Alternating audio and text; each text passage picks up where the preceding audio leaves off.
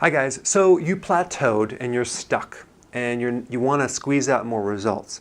I created this little chart to kind of give you some ideas of what to look at and what could be missing, because when you evaluate someone and they're telling you, I'm not getting results, I've done keto, I've done intermittent fasting, it's not working for me, well, I can't evaluate that unless I have more information. Well, instead of me consulting you, what I'm going to do is I'm going to show you all the common points that always come up with people that are kind of stuck. All right, so here you are.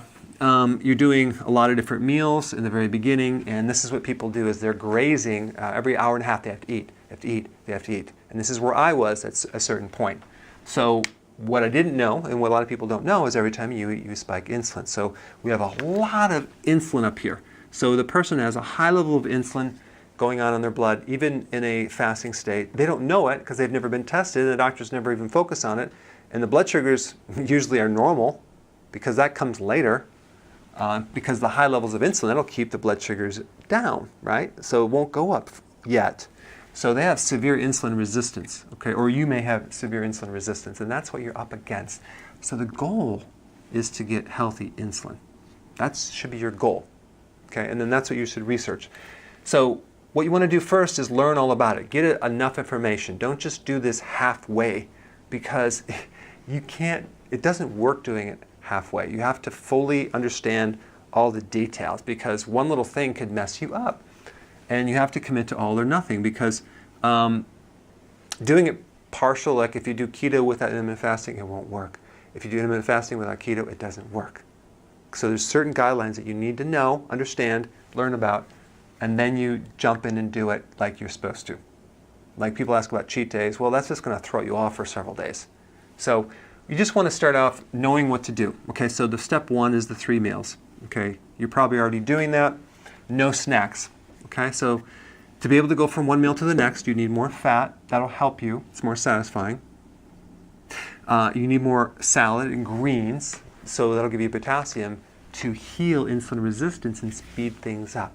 Okay, so what happens between 3 meals and 2 meals is that's when you're really doing a keto adaptation. You're adapting to fat. In that process, you're usually going to need more of certain nutrients. You're going to need more potassium and B1. I recommend electrolyte powder or potassium citrate that's in it, or nutritional yeast. That'll speed things up so you won't get the side effects. So you're going to go from here to here. You're going to push your breakfast forward into the point where you got 2 meals a day. It shouldn't be that bad. So most people can do this. So now they're at 2 meals a day. No snacks. Everything's cool. Now, but here's the thing. If you still have cravings, if you're still hungry between the meals, like excessively, you're not fully adapted. So either you got to cut your carbs lower, okay? Keep the carbs lower. There's some hidden carbs somewhere. Or you're not consuming enough greens, okay? Or your protein is off a little bit. So let me just kind of quickly explain protein. You know, if you're doing 3 meals, you're doing like maybe an average of 4 ounces of protein per meal. If you're doing 2 meals, it's like 5 ounces of protein per meal. If you're doing 1 meal, it's about 8 ounces of protein per meal. Some people want to know about calories and grams. It's extremely confusing. I'm going to tell you why, but I will explain it if you want to know. So let's say, for example, you have some beef, okay, and you have 4 ounces of beef, which comes out to 113 grams. And you're thinking, oh wow, so I need 113 grams of protein per meal. No, no, no, no. This gram is for the total weight of everything in that beef, because half of the beef is protein and half of it is fat. Or maybe it's like not exactly half and half, but the point is that this is the total. The actual amount of protein could be something like, I don't know, 32 grams, okay? And as you look at these nutritional facts, if you wanted to study it, you're going to go, wait a second. I'm counting the grams of protein and grams of fat, but they don't equal the total. What else am I missing here? Well, what they don't usually write in the supplemental facts is water. Water makes up a big portion of that 113 grams. So in other words, don't ever look at the total grams. It's going to confuse you. okay? Just look at the total grams of protein. The other thing that you can do, this is a little formula, the very minimum amount of protein you want to consume per day of actual protein is 0.36 times your body weight. Okay, that'll give you the amount of protein that you need. If you really wanted to know specifically, but I don't know why you'd want, because I'm just giving you the ounces right here. But you can go between 0.36 to 0.7 grams. Not per kilogram, that's a whole different unit, but per pound. So you'd multiply, let's say you weighed 200 pounds. 200 times 0.7, and that would give you the total number of grams of protein. And that is per day, not per meal, okay? So it's a little confusing because we're measuring the keto formula for certain macronutrients and intermittent fasting.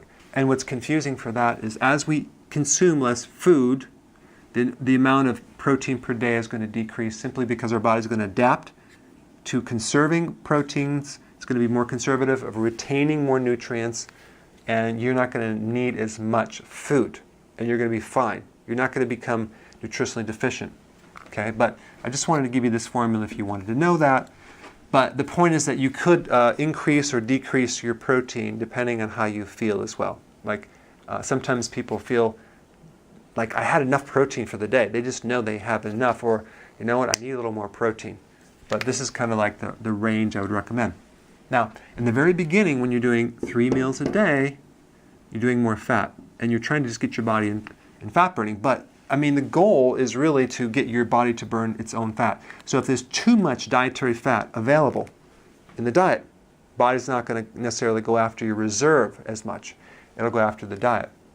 So what does that mean? It means that as you go to 2 meals and 1 meal, you want to lower the amount of extra fat. So I would basically, at this point, if you want to lose weight, cut down the amount of fat, not by consuming lean protein, but just don't add more fat into the meal. Just keep your fat within the protein that normally comes with the fat, and then you're going to be okay. But too much fat can slow down your progress. Now, the other thing is, what determines whether you go to 2 meals to 1 meal? That really has to do with your goal. Do you want to lose more weight? Yes, okay, but my metabolism is slow and it's not working at 2 meals. Well, let's go to one meal. That's going to really speed things up for you to heal insulin resistance, and you're going to see a lot more progress because you're up against years of maybe a sluggish metabolism and hormonal issues, and so you're going to have to do something. So this would be very, very important. Slow metabolism, go to 1 meal a day. The other thing is you can start focusing on reducing your stress. Okay? There's certain nutrients you can take. You can do acupressure, you can go for long walks, change your environment, increase more sleep. That's also going to help. Take more nutrients, add more exercise. These are all things that are going to speed things up. And also look for other body issues that you have that you can improve. For example, if you have a thyroid issue or polycystic ovarian syndrome or really bad cycles or inflammatory conditions or constipation, fix the weak link, okay? And then that will actually speed things up. So this is kind of my overall one chart troubleshooter, if you sort of speak, to kind of get an eyeball of what maybe you might be missing that you need to plug in to achieve your goal. All right, thanks for watching.